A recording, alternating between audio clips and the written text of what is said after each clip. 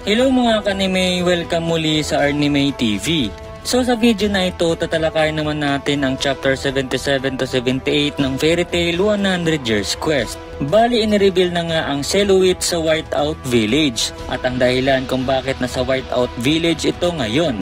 Nagsimula na ang labanan ng ating mga bida si Yoko na naglabas ng napakaraming demons at yokai. Pero bago tayo magsimula, like mo na din ang video na ito bilang suporta sa channel natin. Bali, nagsimula ang chapter kung saan ipinagpatuloy lang ang huling kaganapan kila Faris at Tokka sa Whiteout Village. Makikita nga natin dito ang sira-sirang Whiteout Village at ang lalaki na posibleng may kagagawan neto. Wala nang malay ang mga tao dito sa Whiteout Village. Maya-maya inireveal na nga dito ang Silhouette at si Suzaku pala ito ang isa sa mga miyembro ng taga-Diabolos. Kaya tanong nga sila Faris dito kung siya nga raw ba ang may kagagawa ng pagsira ng Whiteout Village. Dali-dali namang sagot si Suzaku na hindi, napadaan nga lang daw siya dito.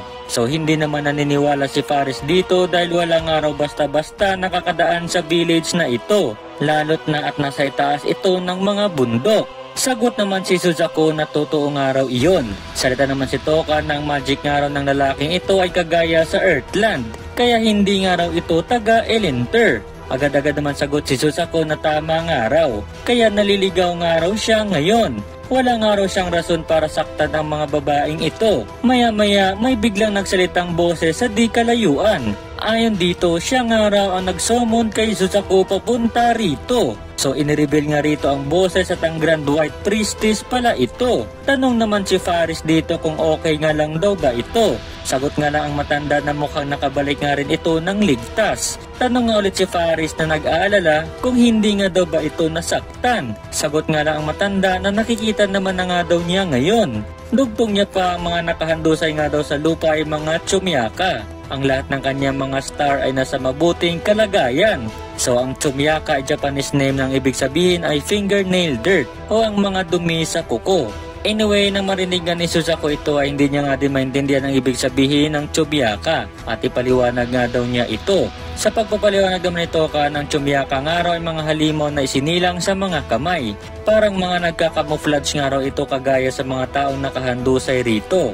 So salita nga lang si Suzaku na hindi pa nga din daw niya naiintindihan. Sagot naman ng matanda na sa nakalipas na isang siglo ang mga kamay nga raw hindi nagkaroon ng pagkakataon para palakihin ang mga Chumyaka. Ito nga raw ay dahil ang magic power sa Elenter ay hindi stable. So chinik naman ni Faris ang isang tao na nakahandusay sa lupa at na-confirm na isang Chumyaka nga raw ito.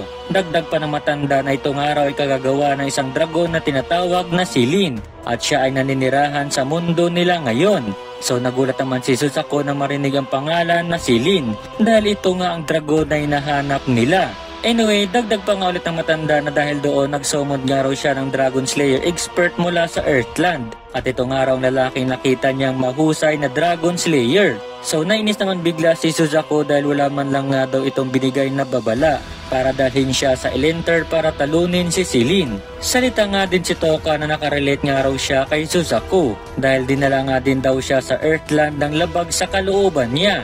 Tanong nga ang matanda dito kay Suzaku kung makakaasa nga daw ba sila sa kakayahan nito bilang isang Dragon Slayer expert. Sagot nga lang si Suzaku na syempre nga raw. Bigla naman salita si Faris na pwede nga daw ba nito ikwento ang kanyang istorya mula umpisa at sasabihin nga din daw nila ang mga kasalukuyang sitwasyon sa mundo nila. So bali nag-uusap-usap na nga silang lahat rito. Gusto nga i-confirm ni Suzaku na si Silin nga daw bang may kagagawan kung bakit hindi stable ang magic power sa mundong ito. Agad naman sagot ang matanda na tama nga raw. At kailangan nga raw siyang matalo dahil kung hindi sasabog nga raw ang Elenter at lahat ay maglalaho. So agad naman na sumang-ayon si Suzaku rito. At ayon sa kanya hindi nga raw problema sa kanya ang pagpatay kay Silin. Dagdag niya pa hindi nga raw ito para sa fairy tale. So agad naman nabigla sila Tokka at Faris na marinig ang salitang fairy tale. Dagdag pa ni Suzaku na kalaban nga daw niya ang mga ito. At kilala niya ang mga ito dahil kalaban nga raw ito ng sarili niyang guild. Agad naman salitang dalawa na hindi nga raw masasamang tao ang mga taga fairy tale. Hindi nga daw ba sila pwedeng makipagtulungan? Sagot naman si Suzaku na hindi nga raw. Salita na nga lang din ang matanda na okay nga lang daw iyon. Gawin nga raw neto ang gusto niya. Kapag umarang nga raw sa daan niya itong mga taga fairy tale ay patayin niya nga raw ang mga ito. So sumisigaw naman si Faris dito na wag nga daw niya ito gawin.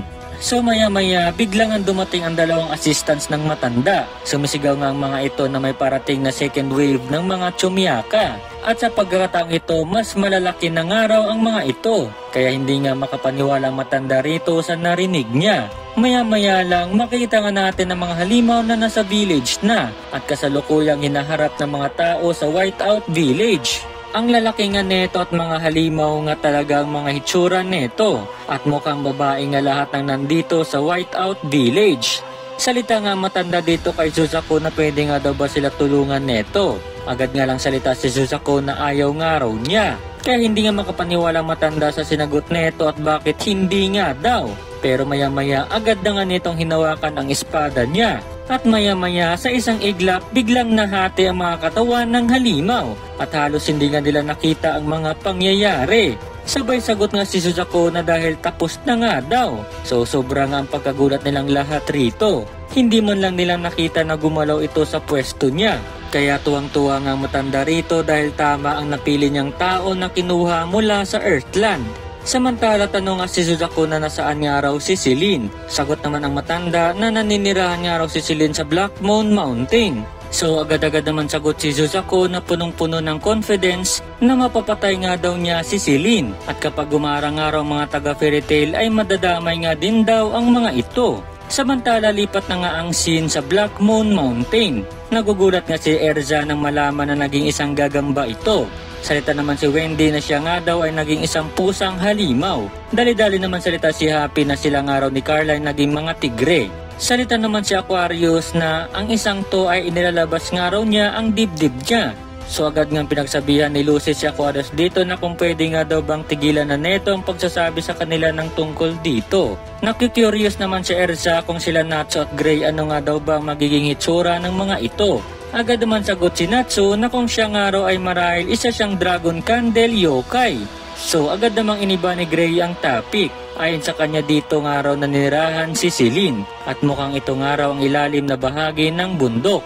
Agad naman sagot si Natsu na aakyat nga raw siya sa itaas para talunin si Celine. Salita naman si Aquarius na mga tao nga raw rito ay kakaiba nga raw mga teknik na ginagamit nila. Kaya hindi nga raw sila mananalo kung hindi sila mag-iingat ayon naman dito kay Wendy. Maghanda na nga lang daw sila kapag nakalabas na sila sa lugar na ito, sambit naman ni Carla. Maya-maya biglang may nagsalita mula sa itaas. Ayon dito iniisip nga daw ba nilang tumakas. Sabay pinakita na si Yoko pala itong dumating. Ayon sa kanya gagawin niya nga daw ang mga ito na mas pangit pa na mga yokai. Sagot naman si Erza na hindi na nga daw yan mangyayari ngayon. Salita nga si Wendy ng spirit power nga raw ay iba kumpara sa magic power. Kaya agad nga niyang ininchant ang magic power ng lahat rito ng superior at makakalaban na nga raw ang lahat ngayon. Ngiti naman si Yoko sabay sabing hindi pa nga din pala nila naiintindihan. Maya-maya bigla nga siyang nagsumo na napakaraming demons dito at ang lalaki nga neto. Hindi lang pala tatlo ang yokai at demons na meron itong si Yoko. Meron nga siyang 100 demons. At simulan na nga raw ang pagkain sa mga ito. So makikita nga natin unti-unti nang lumalapit ang mga demons dito sa ating mga bida. So nagpapanik na nga si Happy dito at ano nga daw ang gagawin nila, sigaw niya dito kay Natsu. So ngiti nga si Natsu rito at sabay sabing lalaban nga raw sila ngayon.